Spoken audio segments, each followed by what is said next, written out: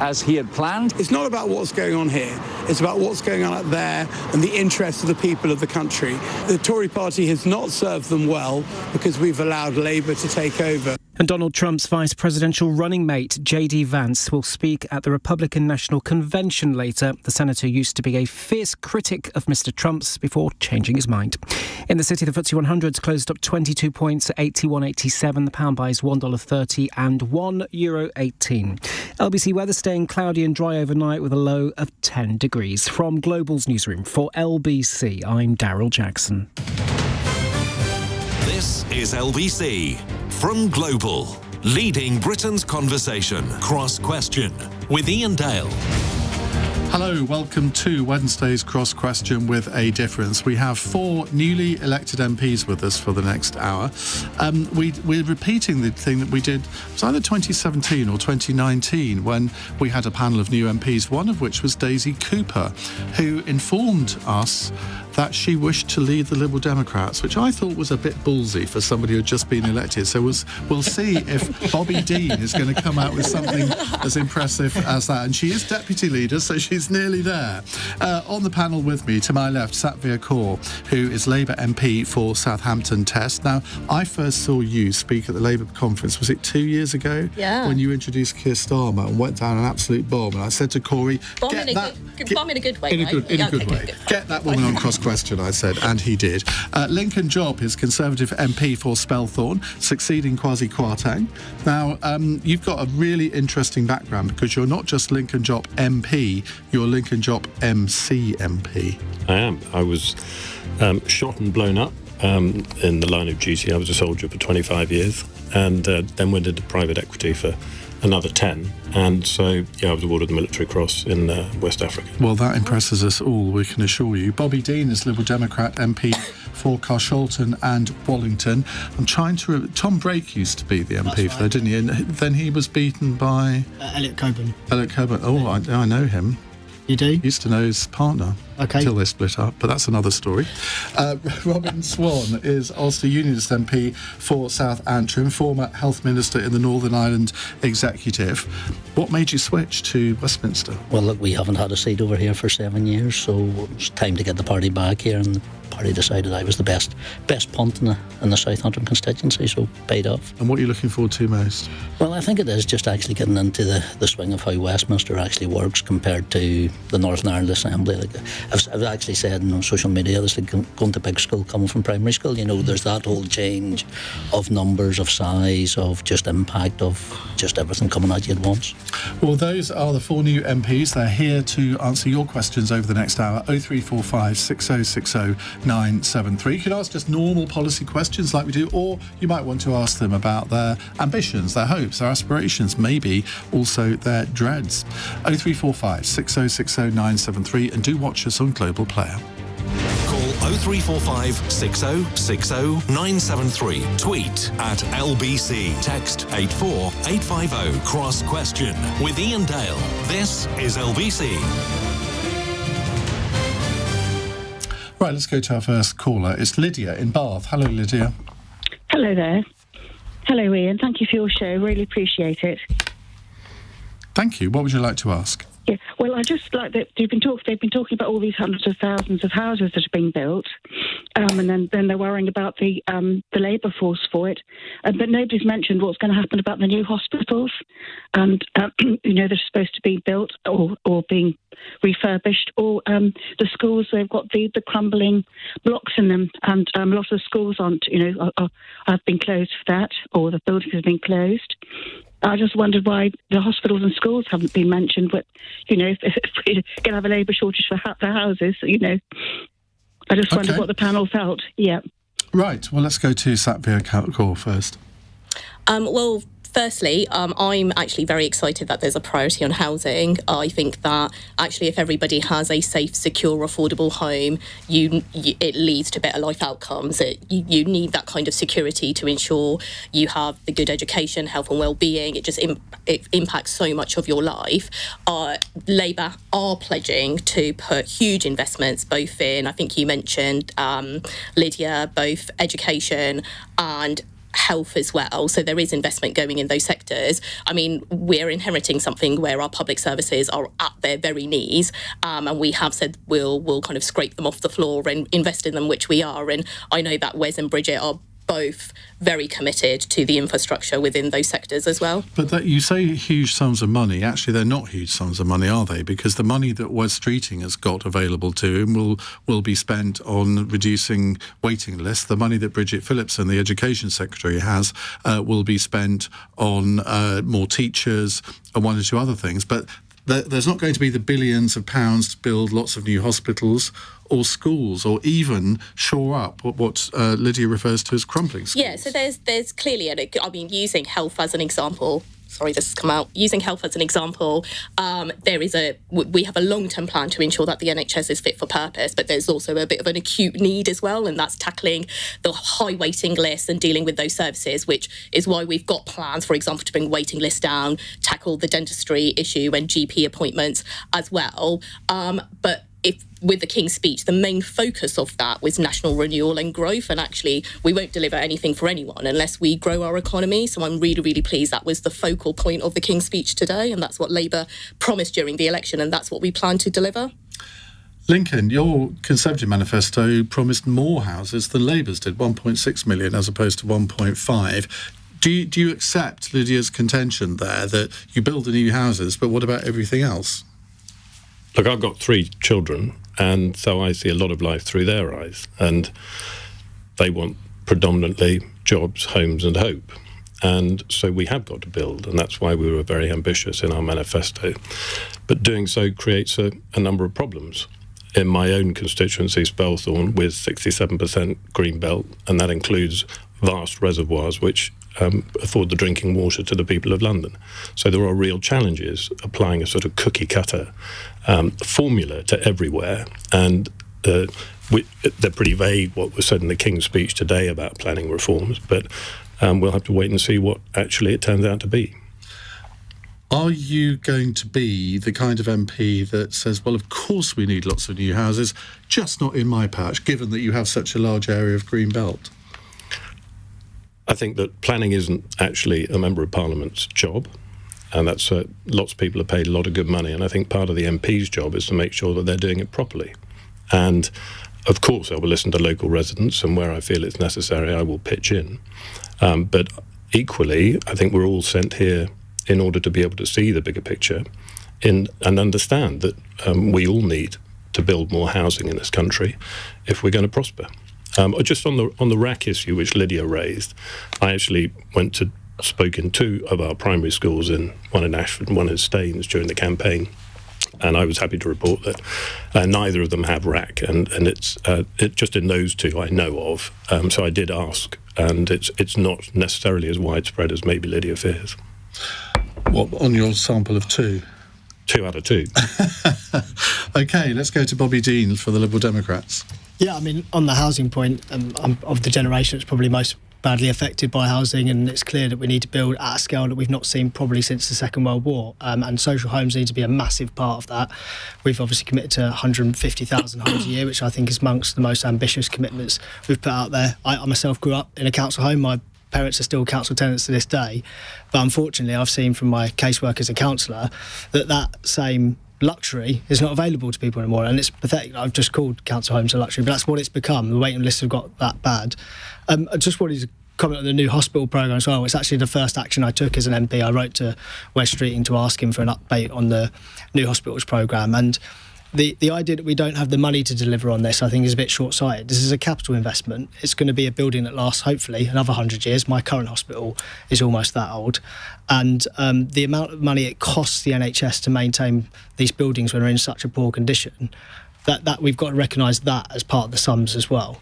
I've had a tour of our local hospital, and they've said to me that essentially the intensive care unit's not up to modern day clinical standards, and the operation they have to run in terms of the staff rotating and moving people around the ward just to accommodate the poor condition of that hospital is costing them millions and millions every year. So we've got to look at things like major capital investment programmes like the new hospital programme as an investment and not just a cost to the taxpayer, and I hope that he moves forward with it urgently, obviously, for my local area. Okay, Robin Swann, is it a similar situation in Northern Ireland with sort of lack of housing, the need to build lots of new houses? It's similar no matter where we are across the United Kingdom, but I think Lydia's point in regards to that investment into our hospital structure, our education structure is even more apparent in Northern Ireland. Prior to coming here, we've been working in the Northern Ireland Assembly on a single year budget with 2 or 3 periods of where the Assembly actually wasn't up and running. But I think the main point that we need to see is that any investment in housing and hospitals or in education facilities here is actually equated across the whole of the United Kingdom. So whatever money's spent on those facilities over here in England, that's replicated across the devolved nations as well, because health, education, housing is all devolved policy. So it's up to me to make sure that I'm here making Northern Ireland's voice heard in regards to not just making sure that there's a funding model there to ensure that we have housing, education and hospital facilities here and on the mainland, but also that funding model then flows out across the 4 nations. Do you think it's going to be an advantage to you, having served as a health minister in Northern Ireland, that you've held executive power? Satvir, were you leader of Southampton Council, so you've got a bit of that as well. I'm sure Lincoln in the military, you have, Bobby, I don't know your background, but... Councillor for 2 years, not quite the same experience. Not quite, but how do you think that you can utilise that experience that you've had, Robin, in Parliament? Well, look, I was actually health minister during the COVID pandemic, so I was dealing with a lot of government ministers at that stage across all 4 nations. Good working relationships with Scottish national health ministers in Scotland, Labour in Wales, Conservative here, and Fine Gael in the Republic of Ireland. So it comes from my party's DNA, how we actually work as we're building relations, building partnerships to make sure that we're getting that representation, getting that input. And just before the election was called, I was actually over here with Andrea Leadsom in regards to the smoking and vaping bill, something that we still see as important, not just from a health issue, but from that social welfare issue as well, that helps to make sure we have that delivery of good healthcare across all 4 nations. So it's important when a bill does come forward like that, again, that it's replicated across the United Kingdom and not just an England-only bill. WhatsApp question from Jeff in North Wales. How is the government going to encourage the younger generation to want to have a career in the building industry instead of sitting behind the desk and punching a keyboard? This is going to be absolutely crucial if the government wants to meet its housing targets. Where's the labour going to come from? Because it's not clear to me that the skilled trades that we need to build houses are there in the quantities. Bobby, let's go to you first. Well, I've actually got a younger brother who's desperate to get into the building industry. He's at the right time. Yeah, actually the thing that's holding him back at the moment is being able to get hold of a driving licence, because he lives in Essex and he's going to need to get around his jobs. Nobody wants to employ him because he can't get a driving licence. And as you've probably heard on this show before, there's a huge backlog in terms of people getting their driving licence. So, clearly we need to make skills a priority in this term because we've got a long-term problem with skills, and we need to make sure that the skills are in the right industries. But I think there's also a reputational thing we need to address, which is a bit of a legacy of the last sort of 20, 30 years of rhetoric from government, which is that university is the route to success. And we're starting to hear more people recognise now that there are other routes to success as well. And having that respect and cachet coming with other types of jobs will be really important. Like you said, there's a shortage, so I don't think the money is the issue, because you can earn good money as a tradesperson at the moment. But we do need to sort of change that sort of spectrum of options available to young people. Lincoln? Well, again, a lot of that's got to come down to whatever the government bring in terms of the apprenticeship levy, I think, and we'll see what reforms they are proposing. But clearly, industry, if it wants to grow and thrive, has got to play its part in training up the people that it needs to do its jobs. And I personally think that with 9.25 million people aged between 16 and 64 who are neither in work nor looking for work at the moment, that's exactly where our productivity is sitting. And we need to work out ways of incentivising people to train in the areas that we need them in order to build the country that we want. Robin?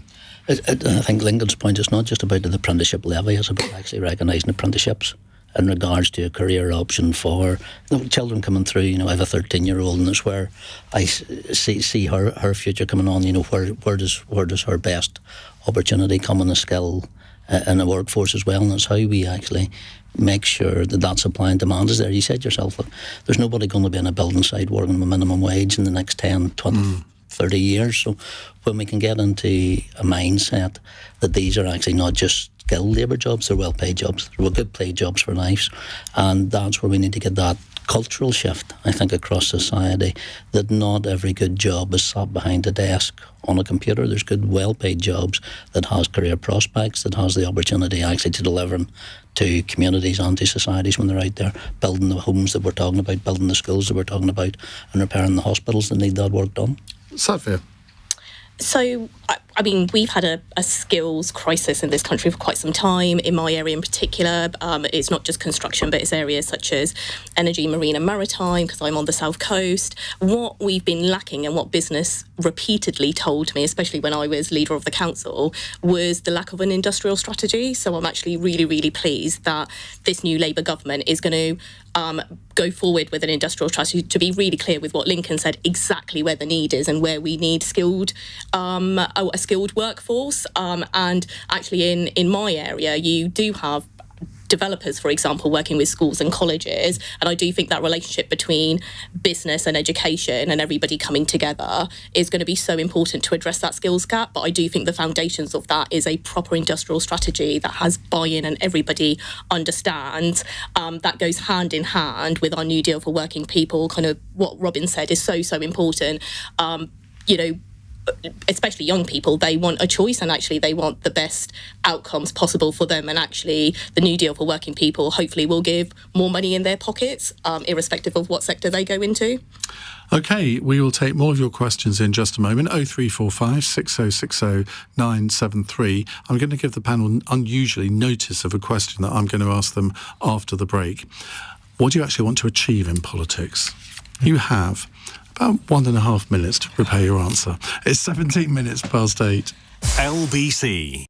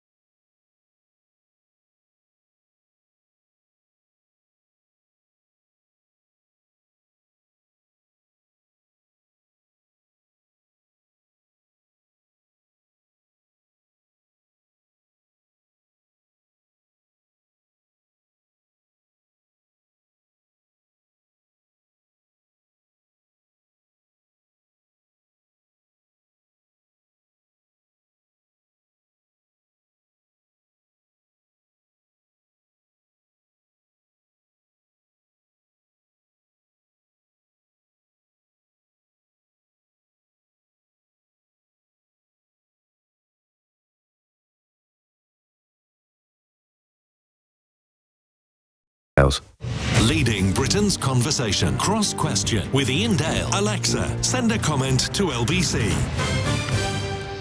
Satvir Kaur, Labour MP for Southampton Test, Lincoln Jopp, Conservative MP for Spelthorne, Bobby Dean, Liberal Democrat MP for Carshalton and Wallington, and Robin Swann, Ulster Unionist MP for South Antrim, are here with me taking your calls.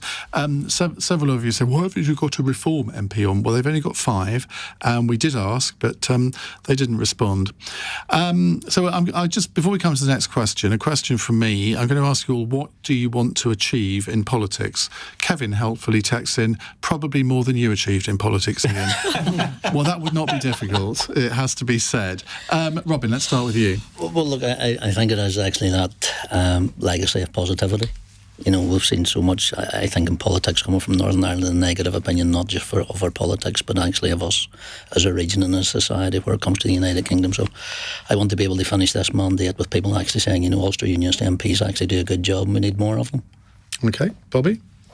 Yeah, I guess you get into politics because you don't care about necessarily one thing. I've been involved in sort of single issue campaign for charities in the past, and for me the broad concept is opportunity. I don't think we have enough opportunity for everybody out there, particularly not families like mine. I think we have this myth in society that if you just work hard and play by the rules you'll be rewarded, but that's not actually the reality for lots of people. So for whatever I can do to push the country in the right direction where everyone really does feel like they've got the opportunity to succeed, that's what I'm in it for. OK, Satvir?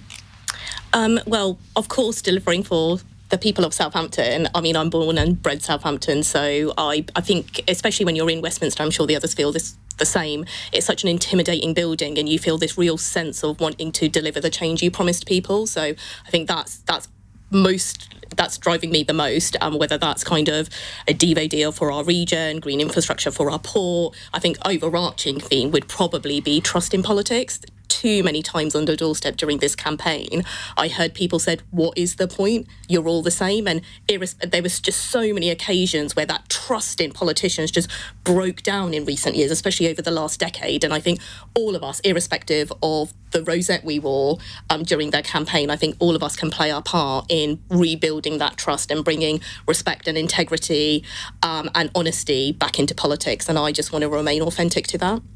Lincoln. Obviously, the people of Spelthorne are my employers in a way, and I want to do right by them and be a very strong local champion, but also keep them safe and also ensure that all of their quality of life improves at a more national and international level. With my background in defence and in a worryingly dangerous world, I hope that I can also bring a sensible voice to those discussions and those debates. And in particular, how much we're going to spend on defence and how we're going to do it. I would agree with Satvir, though, that the trust we were all, I mean, I don't know what it was like in South Antrim, but the turnout for the rest of us was shockingly bad. And I think that's demonstrative of a breakdown in trust, and we've all got to work our socks off in order to make sure that we can try and re-establish that as best we can. Well, none of you have done a Daisy Cooper, but I'm going to encourage you now. I'm going to say, right, in 10 years' time, I'm going to be your fairy godfather and say that you will be a minister. What would you like to be minister for, Bobby? Well, if I am inspired by Daisy's call, I should say Prime Minister, shouldn't I? Yes, you should. So that's what I'm going to do. Okay. And I don't think there's anything wrong with showing ambition. I really don't. Robin? I would go back into health. Enjoy is maybe not the right adjective, but the challenge that was there, the opportunity that was there at a predecessor, I was former Ulster Unionist health minister, and I met him when I took up the post at the beginning, and he said to me, it's the only job you go home from politics at night knowing you've done something, knowing you've made a change, even in the state. You can actually make a difference in that job, can't you? You can, and look, we need the tools, we need the finance, and we need the support actually to make our National Health Service actually deliver for the people that actually need it, free at the point of use, free at the point of need. But that has to be done, I believe. We have to look at it now. Health has devolved across our four nations, but we need to get some core back into it where we actually start to talk about a National Health Service. Satvir? Just because it's so intrinsically linked to every aspect of your life, I would have to say housing. And that's a worthy ambition. Thanks. Chat to Keir, let him know. Joke, don't do that. Defence or Home Secretary? Oh, right. See, Home Secretary, I think that's the one to probably avoid, because nobody comes out of that with people thinking better of them than they went in, do they? I mean, I'm not sure I can think of anybody who has. Well, we all remember various former Secretaries of State's reaction when they were told they were going to be the Home Secretary, most of which aren't broadcastable. No, indeed. But look, people put us into these positions because they think that they can see in us some ability to lead, and they look to us to do that. Right, let's move on to a text question from Andrew in Hertfordshire. The whipping of MPs is something that really annoys me. I think that MPs should vote in the best interests of their constituents, not their conscience. Will the new MPs stand up to their respective whips? So basically what Andrew's asking is, are you going to be a whip's narc or a whip's nightmare? You're your own whip, I imagine, Robin, because there's only one of you. Well, I'm whip party leader, and me and antagonist all wrapped up in one, and so, yeah, I'd probably fall out with myself at some point. It's a traditional unionist trait in regards to that. Okay, it's early days, but how do you cooperate with the DUP? We'll have a working relationship in regards to that, but I think one of the important things in Northern Ireland coming out from this, I think it was actually a detriment to Northern Ireland unionism, the fact that the only voice in Westminster representing us was the DUP for so long. Now there's three different parties. And an independent. Right. So we've got DUP MPs, Ulster Unionist, traditional Unionist voice, and an independent. Isn't that sort of emblematic of the fact that unionism is so splintered that the only way, with Sinn Féin now getting more votes than the Unionist parties, the only way surely is to reunite the Unionist movement. It's about how we work together as Unionist parties. It doesn't mean to say we're all going to fit under the one umbrella. They talk about unionism being a broad church. Churches need walls somewhere. So it's there's a range there, and I actually think now with the representation that we have in Westminster, that we have that full spectrum of Unionist opinion and of Unionist voice. Actually now in Westminster, where hopefully other parties can see and engage with us in regards to that. Bobby, we had the Liberal Democrat Chief Whip on the programme last night, Wendy Chamberlain. So hopefully she's not watching tonight. I know I'm sure she will be. Depends what you say. Whipping the Liberal Democrats must be a nightmare. Well, we've all got that kind of independent spirit amongst us, and I think I instinctively kind of agree with the texter. You want to be able to sort of just stand forward for what you care about, but there's this thing about parties not being electable if they're seen to be arguing with each other. We've just seen that in the last general election. But there's also this sense that you don't get anything done, because if you lose the trust of your colleagues because you're falling out of line with what you've agreed, usually together in a parliamentary meeting where you've sat down and said, this is what we're going to agree as the line, and you've had your chance to make your argument and you've come to a consensus view. If you're not going to be able to stick with that view that you've agreed on, then you're unlikely to be trusted the next time. So you have to choose your battles. I think you absolutely should stand up when you think this is the hill I want to die on, but you can't do it all the time because you're lack influence. So you got to be careful and choose your moments with it, I think. And Satvir, you're in a very interesting position because there's such a huge Labour majority. Sort of the odd rebellion here or there isn't really going to make much difference. But Bobby's absolutely right, isn't it? If you rebel too often, you lose any influence with the leadership of the party, and it scuppers your own career. So, obviously, and all of us will say this, we're there to represent the people that voted for us. So the people of Southampton will always remain my priority. I think from my experience of being leader of a local council, I know what it's like when you get different opinions, and I completely agree, actually. There has to be a coming together to deliver real meaningful change, and the Labour Party has got a big job in its hands. We said we're going to deliver change. The King's speech today was really robust, and there was a lot in it. And in order to deliver that change, everyone needs to be in the same boat, rowing in the same direction, which I think is just so important. I think what was also important, and Keir mentioned this today in the Commons, was about wanting to work cross-party, and I think that's really important. And where we've had so much toxicity in recent years, this kind of and loads of mudslinging as well, I actually think this is a different type of politics, and hopefully it can be a bit of a coming together for the better good of the country. Country before party. Can I ask you what went through your head when you learnt that 5 of your colleagues from the new intake had been made ministers immediately upon entering the Commons? You've run a big council. You could be forgiven for thinking, well, why not me? Do you know what, though? The ones that have been promoted are absolutely exceptional. They are just so brilliant. And what actually I love about the new intake is everyone's rooting for everyone, and the talent there is it's so incredible to be in those rooms, and you really feel as though you're part of something special. I'm just really happy for them, and I know they'll do an amazing job. You sounded like Jack Grealish now. No, it's genuine. It's actually genuine. I think they're all brilliant. Okay, Lincoln. I think that just 10 days in, what do I know? But I think people have a misperception of the relationship between the whips and the members, and actually they can be incredibly helpful in explaining legislation if you're turning up to vote and you don't really understand the nuance of it, or indeed if you've got a bee in your bonnet, and they might well facilitate you getting to the right minister with your very valid point in order to be able to tweak and adjust as maybe fits your local circumstances. So I don't think it's as binary as rebel or don't. I think it's a lot more constructive. That said, we haven't had a division yet. No, indeed. They will come. Is there one issue, or what one issue do you disagree with your own party on? Because nobody... Keir Starmer won't agree with 100% of the Labour Party platform. Margaret Thatcher described herself as the leader of the opposition within her own government. I think most party members probably agree with 70 or 80%. So is there one issue where you could see yourself rebelling, Bobby? Put me on the spot, that's great. I have, yeah. I think I'd say more broadly, in terms of tackling economic inequality in this country, because I spoke about opportunities, so I'd love us to be going as bold as possible. I was pleased actually and surprised at the extent to which we went on tax and spend in the manifesto. I thought it was ambitious what we proposed on capital gains tax reform, for example, and I'd like to see us to do more of that kind of idea. Wasn't quite the question.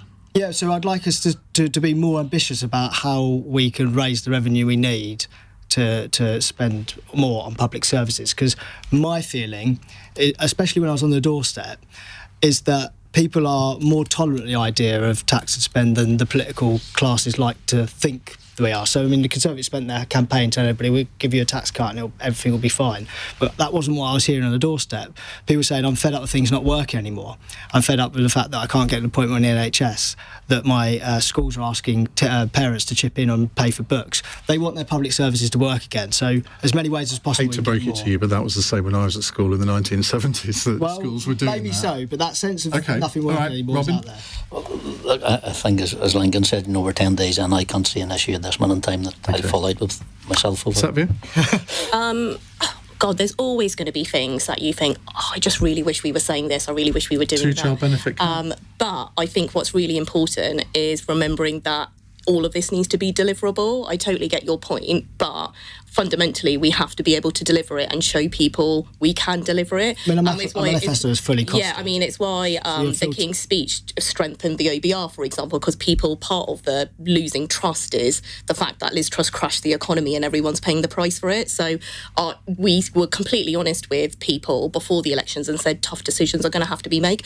We can't do absolutely everything, and actually now that we're in power, we're saying the same thing, so I feel comfortable with that.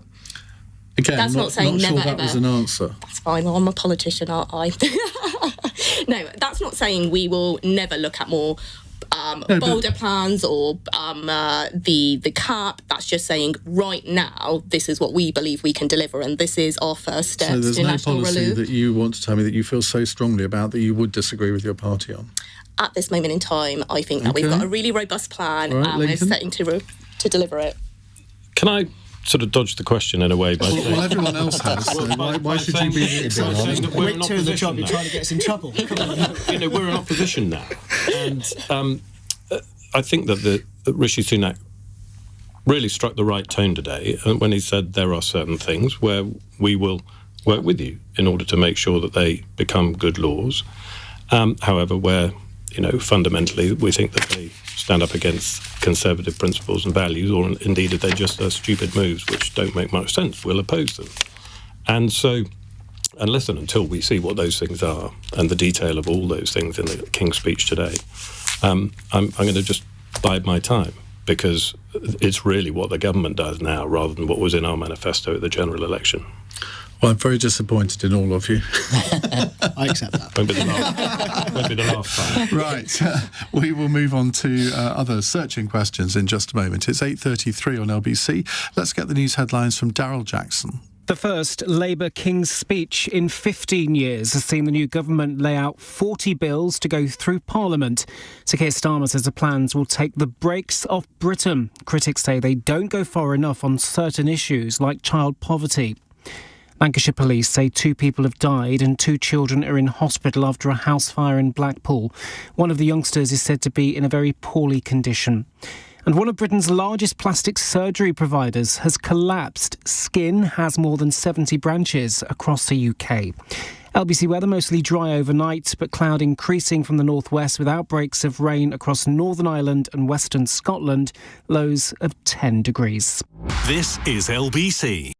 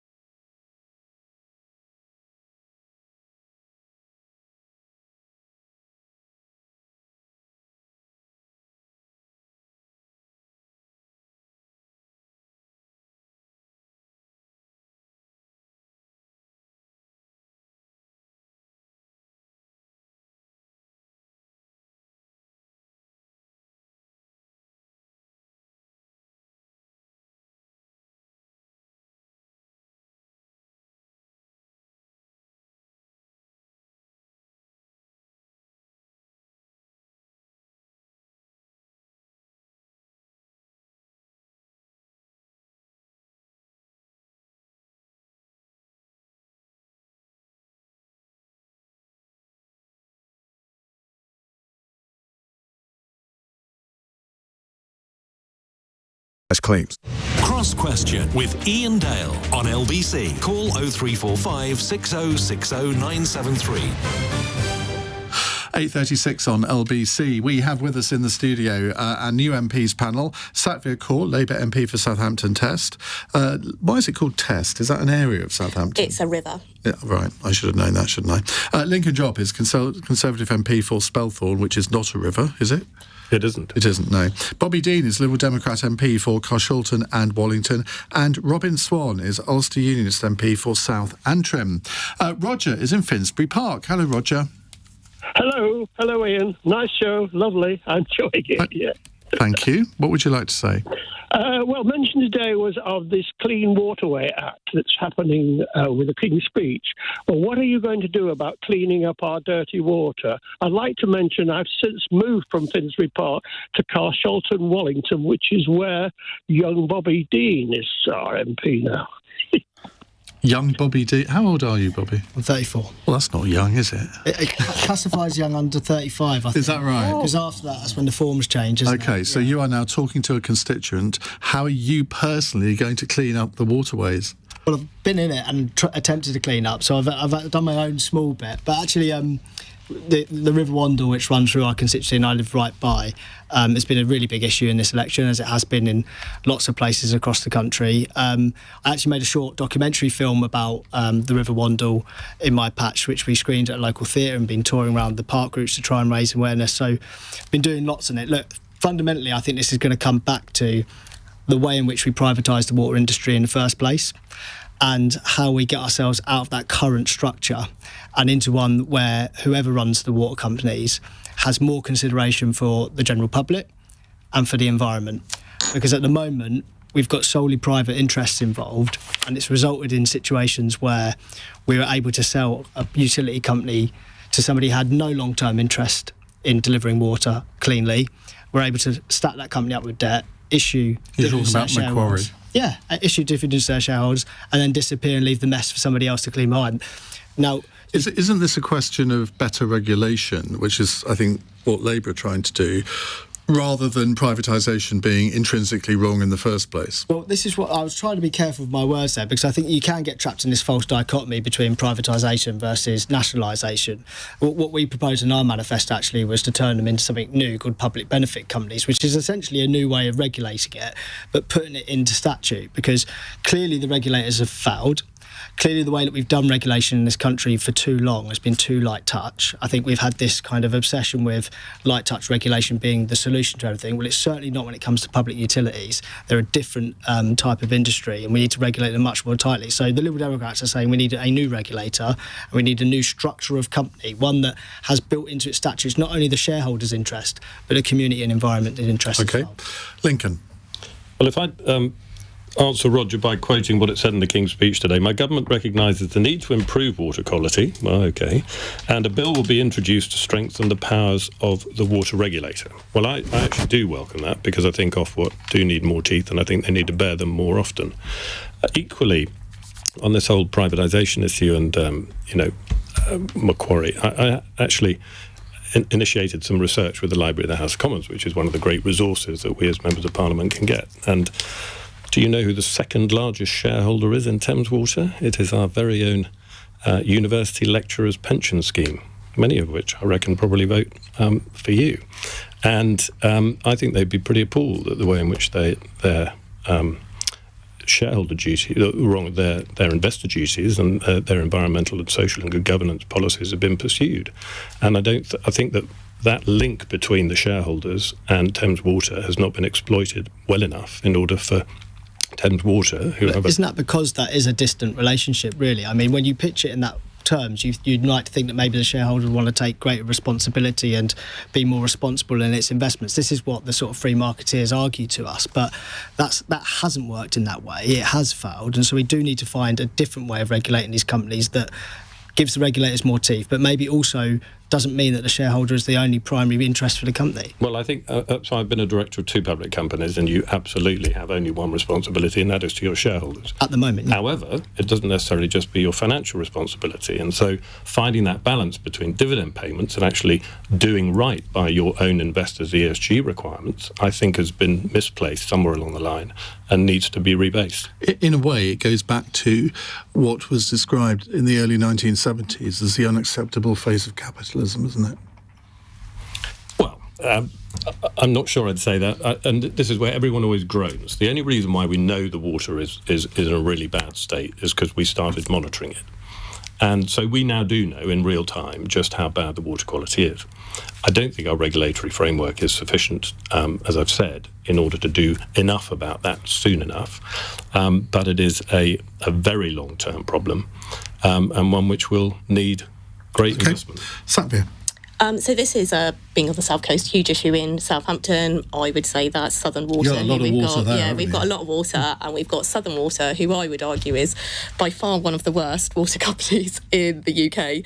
And actually, I really welcome the extra regulation. I mean, Bobby was talking about kind of stronger and doing regulation differently, and actually the Labour Party and our new government is saying that actually we will take it seriously. It's one of the reasons why Keir actually sat down with water bosses and said, this is really important to me, so you best get your act together. And actually I think stronger regulation will make a difference. Holding bosses accountable will make a difference. One thing that I really want to see is to ensure that actually water companies, rather than paying their bosses and shareholders, they're actually reinvesting in our infrastructure, because I don't think it's right or fitting that local communities are having to pay for leaky pipes that haven't been invested in for years. Okay. Robin, same problems in Northern Ireland? Well, we don't have the privatisation of water, or Northern Ireland Water is a government company as well. So, but again, it comes back to the large lake in the middle of Northern Ireland, Lough Neagh, is major. Most of its coastline falls within my constituency. We've major problems in the last 2 to 3 years with blue-green algae. The lough has been neglected over the past 30 years, but it comes about not just through the privatisation, but it comes to, I think it comes to this obvious point in regards to that lack of investment, actually, in infrastructure and water structure. So that where we're seeing the major polluter is those sewage discharges directly into any of our waterways across the UK. So it's a common policy, it's a common problem. But I do think regulation is part of that. But we have to make sure that those people who are invested and make use of our waterways are also invested in making sure that they come up to the standards where they can be used by communities, that they're actually supplying clean and fresh water as well. So it's how we work with our farmers, it's how we work with our landowners, it's how we work with the shareholders of those companies as well, to make sure they're actually invested in what they're meant to be doing, and that's producing clean, drinkable, safe water.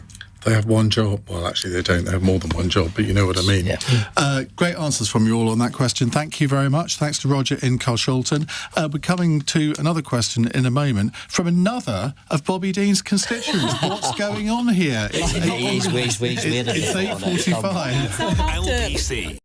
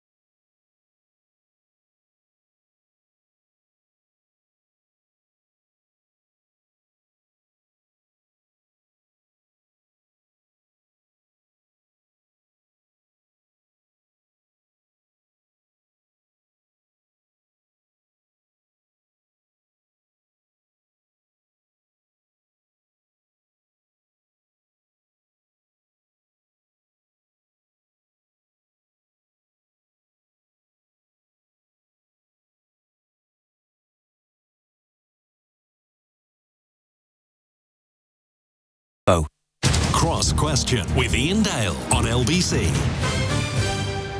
Satvir Kaur is here, Lincoln Jopp, Bobby Dean and Robin Swann. They're all newly elected MPs. Let's go to a WhatsApp question from Cheryl in Beddington, which is in your constituency, is it not? She says, it's great to see lots of new faces in Parliament. I'm in my 30s and have worked in the transport and education sectors. This election has made me more interested in politics, and I would like to get involved in local politics. As new MPs fresh into the fold, what advice would you give for someone like me wanting to get involved? Satvir. Oh, that makes me so happy. Yes, please get involved. Please contact your local party, whichever party it is. Hopefully it's the Labour Party. But no, it's incredible. I mean, I think Bobby and I joined in local politics, and you can really make a long-lasting difference. And you have the most amazing conversations when you're talking to people on the doorstep. Every conversation is different, and there's a real sense of belonging and wanting to... By the way, I've got to apologise. That wasn't Cheryl in Beddington. It was Glenn, and I don't know where he's from. So Cheryl's come in next. I don't know why that happened. But anyway, I was sorry. promoting more women into politics. No, feel free. Glenn, yes, please do get involved. I think it's absolutely incredible. All of us are kind of hungry and raring to go to make meaningful change, and I'm sure you can do that within your local community. And if there's anything I personally can help to guide with, please do get in contact with me. Robin? Well, I think it goes back to part of your earlier point in regards to whips. Look round to see what party actually best fits where you think you'll be at home. Look for the individuals in it, make friends. You know, it's not just about policy and delivery. It's actually about that bit of camaraderie, that support. So when it does come to those campaigns, you're actually out in the doorstep with somebody you not just like but get on with, but also that you have those common policies as well. So it's about getting engaged, speak to people. You know, and actually... and it can be fun, can't it? Sometimes, yeah. Even in Northern Ireland. No, look, it can be. Look, we've a great team in Southampton and my own association in regards to the fun you can have over a campaign, the bit of crack, even just the conversations that decompressing after you've been out and night in the doors. You know, it's good crack as well. But for somebody that's interested in politics, most people are issue driven when they have an interest in politics. So if you have an issue you're passionate about, Bobby was talking about some of the issues he was involved in earlier on, look for the party that actually does something on that. Look for the people you want to be involved with. Lincoln. Yeah, I think Glenn's got to do his own research, as people have said, and sort of work out where he probably emotionally fits as much as for values and standards, and also specific... I wouldn't worry too much about specific policies. But I do think that he's doing it the right way round. He's generating his life experience right now and brings that to the discussion, and brings real life experience and examples of how he would like to improve his life and those around him, and he'll understand those points, and I wish him luck. Bobby? Yeah, I'd say don't stress too much about the where fixed question, though, because you can obsess about trying to find the perfect political party for you and then disengage as a result. I was once told that political parties are more like buses, and they're not all going to drop you to your front door, but get on one of them and it'll get you closer to home than the others will. So choose a bus is my convoluted answer. But do it now as well. Will it be a red bus, says that? Well, you sound like you've got the motivation this moment. So send the email tonight or tomorrow morning. Try and act on this motivation moment, because almost everyone I've spoken to who's ever got involved in politics, it was a moment like that. Yeah. And loads of people say, well, I wish I got involved earlier, or that they were thinking about it 4 years ago, but they never acted. So just act on it in the next day or so if you can. That's also that point. You get people, nobody ever asked me. Yeah. Oh, and that's the most frustrating. Well, I didn't get a leaflet. Yeah, but who do you think actually delivers the leaflets? There need to be people to do that. It's not all done by Royal Mail. Anyway, that's a bit of a hobby horse of mine. Glenn, thank you for that. Now let's go on to the real Cheryl in Beddington's question. What do each of you personally intend to do to bring back decency to politics? In wider society, we seem to have lost the art of disagreeing agreeably. Well, of course, the answer is start a podcast with a political opponent, I suppose. That's what I would say. That's what I've done. Lincoln? I think that not letting disagreements become divisions, and obviously I mean that both internally within my own party, but also, as I said earlier, in terms of the way in which we oppose the government. And I think that we do need to be civil with one another. The various people referred to Jess Phillips today, and the way in which some people have had awful campaigns in terms of abuse and violence, and it has no place. And of course, we've seen the attempted assassination of Donald Trump, and so we've got to raise all of our games out of that. I had mercifully little in Spelthorne. Everyone was impeccably behaved, apart from one person. So what did they do? Come, we want to know. They lived in the poshest house in the poshest part of the seat, and they were the only person who called me something which I'd only ever heard in the army before. Oh dear. Wow. We're all speculating. I think we all know. Probably begins... No, anyway. Satvir.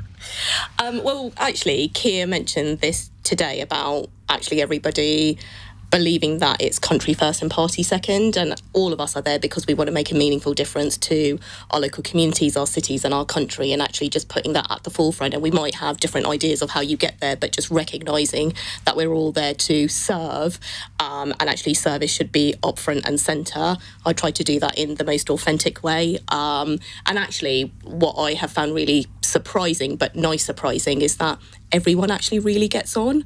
Well, so far, I mean, it's only day 13, but irrespective well, you see, that's an interesting party, point, because they Vidal here on a WhatsApp message says, Iain, such respect and humanity across all of the panel, but how long will it last? It's a bit like when there's, I remember we all had these discussions after the murder of Joe Cox and David Amos, and everyone promised to behave better and all the rest of it. And within weeks, it was just back to the same old. We're going to trump your podcast idea, and Bobby and I have talked about setting a fantasy football league together. So that's welcome to join. Everyone's welcome to join. That's our first steps. That's your first cross-party engagement, Robin. I think the thing is, Iain, about don't let it become personal.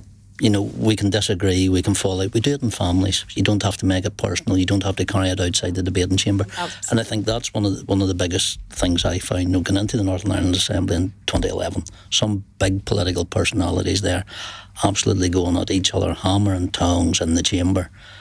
And then 10 minutes later, standing in the queue for tea, talking about the football at the weekend or talking about their families, So sometimes that political disagreement that people see in the screens and the public on social media isn't how real life is actually behind the scenes. I think, the four of us here, and I assume the 650 of us up there, are here for one reason, and that's to make this place better. Bobby? Yeah, I'd just like to say I think we've got a huge opportunity to do that. I think there's a majority of newbies in Parliament this time, and you've just seen that around the House, and we're all being inducted in a way apparently that's never happened before, and it includes behavioural code training. And I think the fact that from day one the standards that we're expected to live up to are being read out to us, and I think most of us agree with it and want to live up to it. And for me, I got involved in politics because I was fed up with what I saw. I was fed up with the way in which politics was being conducted, and I felt like it wasn't working for people, and I wanted to go in there, and in my acceptance speech and my account, the first thing I said is I want to show respect to my opponents, I want to try and maintain integrity, and I want to try and be honest with my electorate when I disagree with them, and hopefully that will be done in a way that is civil. So I think we've got a huge opportunity to change politics this Parliament. There's been a huge turnover of MPs, and a lot of people that I think will hopefully want to sign up to this new behavioural code and abide by it. Well, the next question follows on from that, really. It's a WhatsApp question from Charlotte, who I don't believe is a constituent of Bobby's. Who was your greatest supporter when you wanted to get into politics, and who was your greatest inspiration for you wanting to become an MP? Robin? There's a question. David Trimble. I think I was able to, and that's when I joined the Ulster Unionist Party in 97, pre-Belfast Good Friday Agreement, in regards to what he wanted to do, what he was actually doing for the people of Northern Ireland. That's why I joined the Ulster Unionist Party. In regards to just, I saw a man who was dedicated, who was committed, and actually wanted to make Northern Ireland a better place for everyone. Satvir?